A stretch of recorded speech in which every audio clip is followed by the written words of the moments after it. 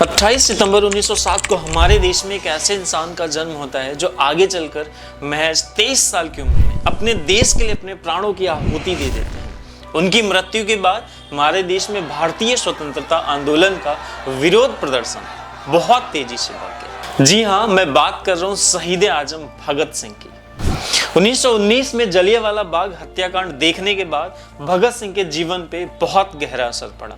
इसके बाद 1924 में भगत सिंह HRA यानी हिंदुस्तान रिपब्लिकेशन एसोसिएशन के सदस्य बन गए और उसके 4 साल बाद 1928 में HRA यानी हिंदुस्तान रिपब्लिकेशन एसोसिएशन का नाम बदलकर उन्होंने हिंदुस्तान सोशलिस्ट रिपब्लिकेशन एसोसिएशन कराया।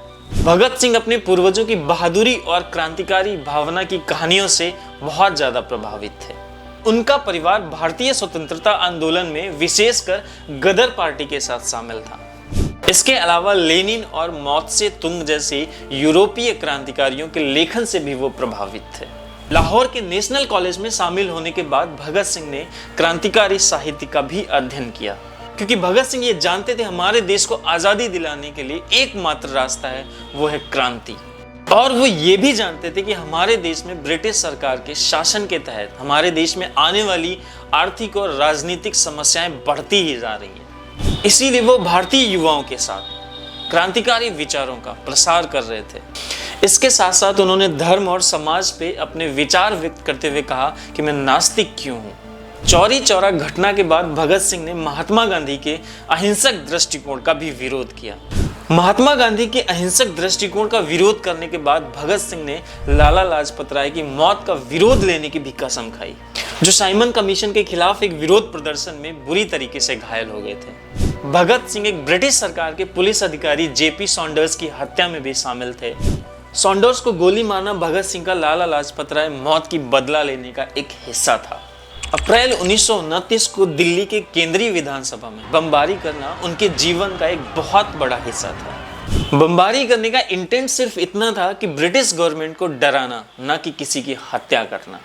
भगत सिंह को सॉन्डर्स की हत्या और असेंबली में बमबारी करने के आरोप में गिरफ्तार कर लिया गया और इसके बाद भगत सिंह के ऊपर एक ब्रिटिश सरकार ने मुकदमा चलाना स्टार्ट कर दिया।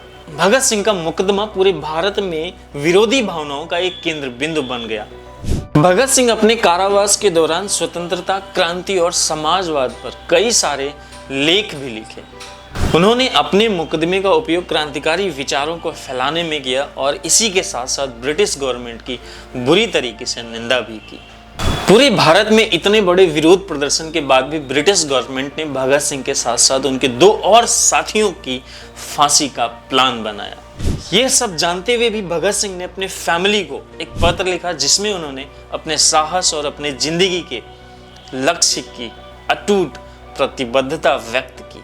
उसके कुछ ही दिन बाद 23 मार्च 1931 को लाहौर के सेंट्रल जेल में भगत सिंह के दोस्त राजगुरु और सुखदेव को भी फांसी दे दी गई। अपने आखिरी समय में इनकलाब जिंदाबाद का नारा लगाते हुए उन्होंने अपने देश के लिए अपने प्राणों की आहुति दे दी। उनके साहस और उनकी शहादत के बाद भारतीय जनता के दिलों में भारतीय स्वतंत्रता आंदोलन के लिए विरोध प्रदर्शन बहुत तेजी से बढ़ गया। इसी के बाद भगत सिंह हमारे देश के लिए शहीद हो गए और हमारे देश के युवाओं के लिए एक आदर्श बन के चले गए। ये सब होने के बाद भी भारतीय स्वतंत्रता आंदोलन चलता रहा और फाइनली हमारे देश को 1947 में पूरी तरीके से आज़ादी मिल गई। Thank you.